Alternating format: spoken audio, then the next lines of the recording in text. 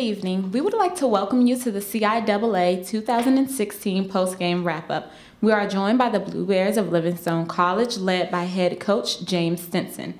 Coach, if you could introduce us to your student athletes that are joining you and open up with some additional comments about tonight's game.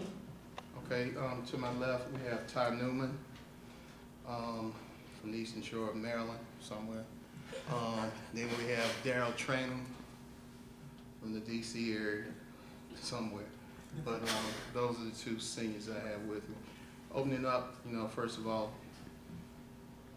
giving honor to my Heavenly Father once again for another opportunity to be able to compete at the CIAA. These two men came in tonight and came off the bench without any hesitation. Was a little bit of hesitation, let me tell the truth about that, but they came and they just decided towards the second half that they need to have a little bit more fun. A lot of people were very tight at the beginning because we've been up and down. So I think that I commend both of them for their hard work and getting it done on the floor and involving their teammates. The floor is now open for any questions or comments. Please direct your questions at the student athletes first and then the coach. Ty, you talk about like his coach alluded to, it was very tight back and forth first half. You had 14 lead changes, 6 ties. What was different about the second half, and where did you guys pick up your confidence in that? With this group, we got we got a good group of seniors here. So we all was here last year, so we returned a lot of people that actually played in on the floor. So I mean, we just came out with confidence in the second half. We believed in each other. We just told each other the key words at halftime was just have fun, and then we went out there and had fun. Daryl, you were 2 for 4 from beyond the arc, 7 for 15 from downtown. First half almost looked like a three-point shooting contest between you and Lincoln. Talk us through that. I mean, that's where the majority of my shots coming from with guys like Ty and Dyer. They get into the lane and they just find me. And if the shot is there, I'm going to take it. If not, I'm going to get in the lane and try to find our bigs. But they were shooting good from the three-point line, and I think we were too. Well, just a senior player, I mean, you come in back-to-back CIAA champions. Does it feel like this year the target just keeps getting bigger and bigger for you guys? No, because I checked the brackets and they had us losing the first round. So now we going to get the target on the other people's back. So we just having fun in this, going to play basketball.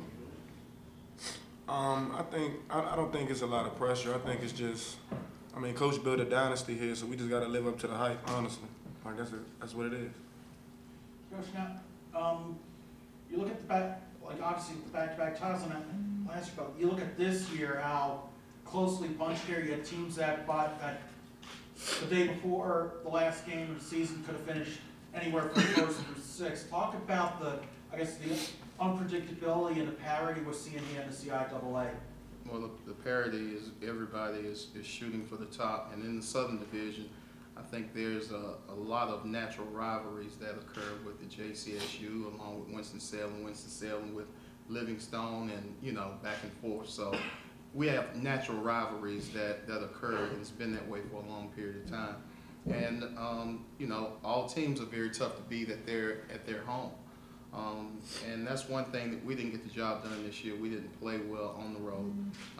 We played a little bit better at home. So the parity in the South is contingent upon the natural rivalries. That's what I believe. Daryl, you had 5 assists in the game. Did you go into the game looking to create for other players, or did you just kind of take what was available?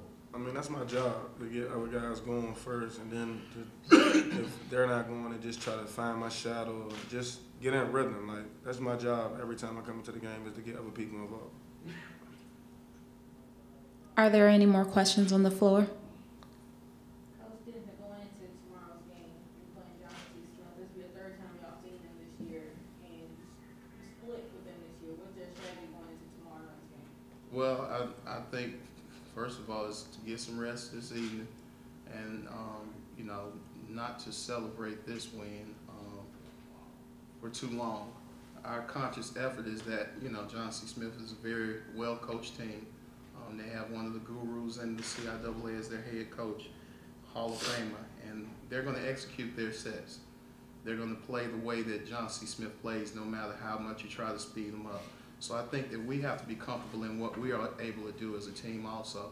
So we must be able to execute and, you know, run our fast break and get up and down and utilize our numbers. If you notice, we play a lot of people. And our whole goal is to try to systematically wear people down to the point where we can, you know, get to the next, next level, along with helping other people get this experience. That's how you build programs, trying to get everybody to get this experience of playing in the CIAA tournament. My last question, whoever wants to field it, when you get into the later rounds of the CIAA tournament, is it more of an advantage in the later rounds when you're facing a divisional rival as opposed to a crossover opponent? It don't matter. We're going to play whoever. Whoever they wanted us to play, we just want to be ready to play. I mean, it's funner playing teams like Winston and Johnson C. Smith because they are our rivals. But anybody that they match us up with, we just ready to play. This concludes the discussion of our post-game wrap-up. We would like to thank you all for joining us, and we wish you the best of luck on your next round of the tournament.